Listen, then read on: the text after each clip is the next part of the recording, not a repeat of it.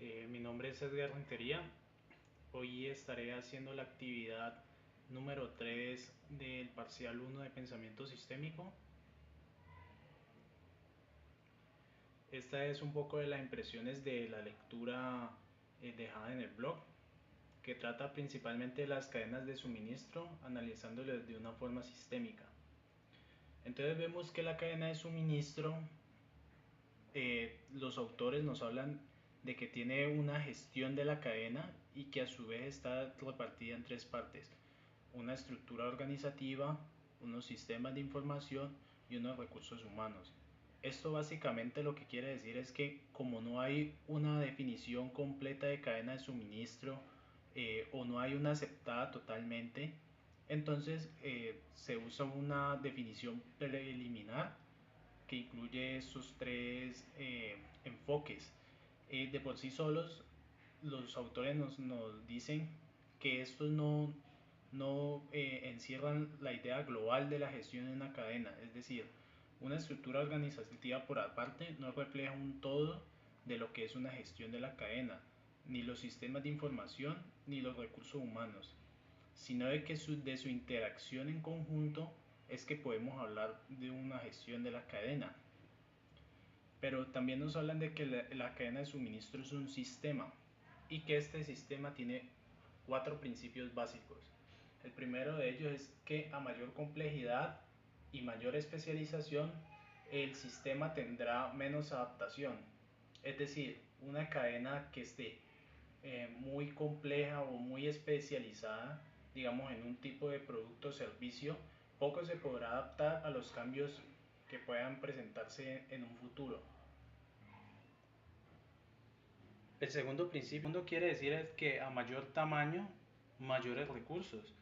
Esto quiere decir que una cadena de suministro que es demasiado grande, que abarca, por ejemplo, un nivel internacional, consumirá una mayor cantidad de recursos para su sostenimiento y para que pueda funcionar apropiadamente.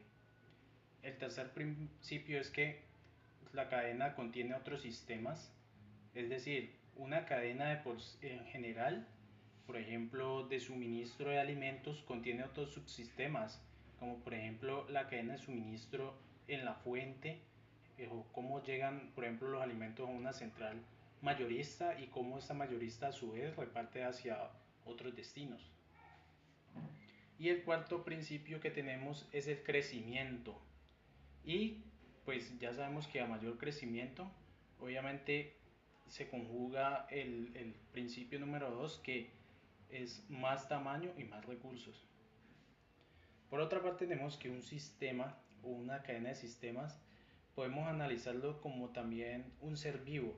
Los autores nos hablan de que es posible que las cadenas tengan interacciones, ¿cierto? Sean un sistema abierto, que tengan una evolución y que tengan unos límites. O sea que una cadena de suministro tiene interacciones con otras partes de otras cadenas de suministro o partes de otros sistemas de la producción. Estos también son abiertos porque una cadena puede hacer conexiones con otras dependencias, ¿cierto? No está totalmente cerrado a un mercado o a una zona particular del globo, sino que tiene que interactuar en un nivel general o macro a nivel global, pues ya que está de moda la globalización. Por eso encontramos que los sistemas y las cadenas de suministro con el tiempo evolucionan. Es decir, las cadenas de suministro de principios de siglo no son iguales a las que tenemos actualmente.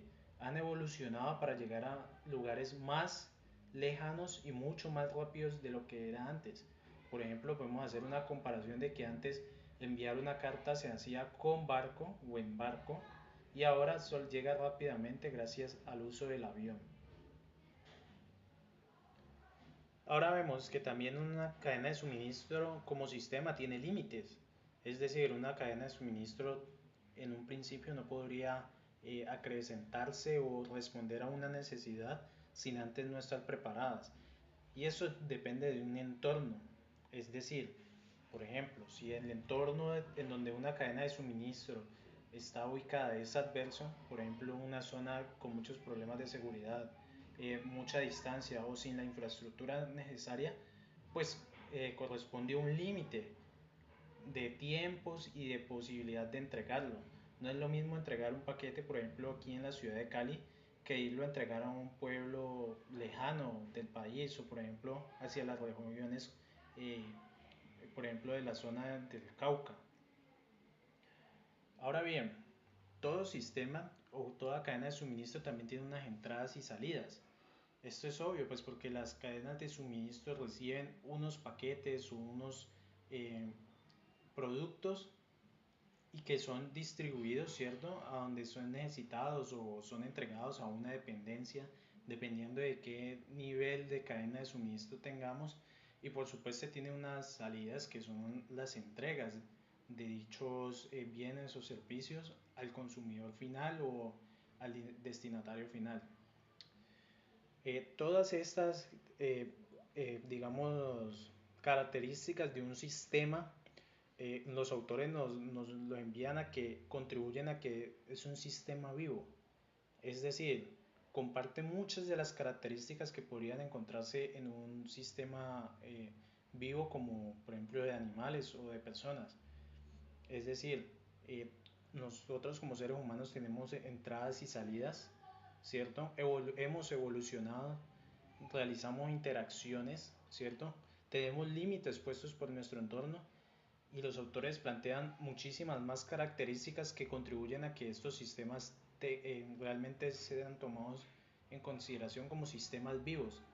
O sea que estos sistemas son dinámicos y todo el tiempo están tendiendo a crecer. Entonces es aquí cuando a partir del sistema vivo vemos que estos se relacionan con cada una de las cuatro principios de un sistema que tiene una cadena de suministro. Es decir, por ejemplo, un ser vivo puede ser muy complejo o muy especializado, ¿cierto? O sea, tendríamos una cadena de suministro que se especializa en, digamos, transportar un determinado producto. Si llegara el caso de que ese producto ya no estuviera disponible, ¿cierto? Para su distribución, la cadena de suministro, como se especializó en ese transporte o en esa distribución, le será muy difícil adaptarse a empezar a transportar otras cosas. Para poner un ejemplo, es mucho más complejo dejar de transportar residuos nucleares, ¿cierto? Porque se necesita una cadena de suministro adaptada a esta necesidad para pasar ahora a distribuir cualquier otro tipo de paquetes. O en ejemplo inverso, una empresa de paquetes difícilmente podrá adaptarse rápidamente a transportar desechos nucleares. Como es un sistema vivo, también mantiene creciendo y por lo tanto mantiene consumiendo también de recursos. Y eso tiene mucho sentido debido a que hoy en día el crecimiento de las compañías eh, ponen mayores cantidades de productos y bienes en un mercado y las cadenas de suministro deben adaptarse y crecer a la par con estos requerimientos. No necesariamente deben de ser bienes o productos finales, pero sí una cadena de suministro tendrá a crecer constantemente, por lo cual también consumirá mayores recursos humanos. Un ejemplo claro que ponían los autores era que, por ejemplo, como una empresa estaba creciendo, se podía pensar que tercerizando algunas de sus partes, este tendería a mantener más constante el uso de recursos. Sin embargo, la realidad es totalmente opuesta. Muy a pesar de que se tercericen los recursos, aún se necesitará tener un control sobre ellos, ¿cierto? No podrá, digamos, la compañía descuidar su responsabilidad con la cadena de suministro y por lo tanto tendrá que asignarle mayores recursos a su vigilancia. Continuando con la idea de los tres principios con respecto a un sistema vivo, tenemos que el segundo se relaciona con que contiene otros sistemas. Al igual que los seres humanos y otros seres complejos, una cadena de suministro puede contener otros subsistemas. Como ya lo mencioné antes, puede contener subsistemas de distribución, contiene subsistemas de logística, de administración, entre otros. También se relaciona con el cuarto principio, que es el crecimiento. Es decir, una cadena de suministro, al igual que un sistema vivo, tenderá a crecer con el pasar del tiempo. No todo ser vivo se queda estático. Y más en un campo empresarial o digamos en donde se desempeñan las cadenas de suministro, es que todo el tiempo tienden a crecer. Es muy rara la vez en donde tenemos un estancamiento de dicho crecimiento. Ahora bien, estos tres principios a la vez se conectan con la idea básica de los autores, ¿cierto? Por ejemplo, tenemos que a mayor complejidad, mayor especialización y menor adaptación influenciará en la estructura organizativa. Es decir, cómo las estructuras organizativas de las cadenas de suministro podrán adaptarse a los cambios que surjan en los mercados o en los requerimientos de los clientes para poder responder de forma efectiva. La estructura organizativa de una cadena de suministro deberá ser lo suficientemente inteligente para poder evolucionar rápidamente y adaptarse. A su vez también tendrán que ver con los sistemas de información. Si por ejemplo en una cadena de suministro se tiene demasiado papeleo y demasiado control, digamos, sobre el producto, pues tenderá a hacerse complejo su manejo y tendrá a perderse mucho tiempo en esto, restándole competitividad. Será muy complejo, por ejemplo, que los productos lleguen a tiempo si, por ejemplo, hay que desarrollar demasiado papeleo. Los sistemas de información entonces tendrán que ser lo suficientemente flexibles o garantizar la mayor velocidad en cuanto a la gestión de la informática para los productos y que la cadena de suministro pues sea eficiente en cuanto a estos. Por ejemplo, el tercer principio de que contiene otros sistemas tiene que ver con la estructura organizativa. Esto es porque como contiene otros sistemas, la cadena de suministro debe dividirse en partes, ¿cierto? Que le permitan tener una buena estructura, ¿sí? Que sea eficiente y que se adapte a los requerimientos para que sean competitivos. Ahora bien, continuando con el, por ejemplo, en el tamaño de los recursos, ¿cierto? Tenemos que se relaciona también con los recursos humanos y con los sistemas de información. Es decir, si una cadena de suministro cada vez presenta un crecimiento muy acelerado, tendrá a consumir más recursos humanos, ¿cierto?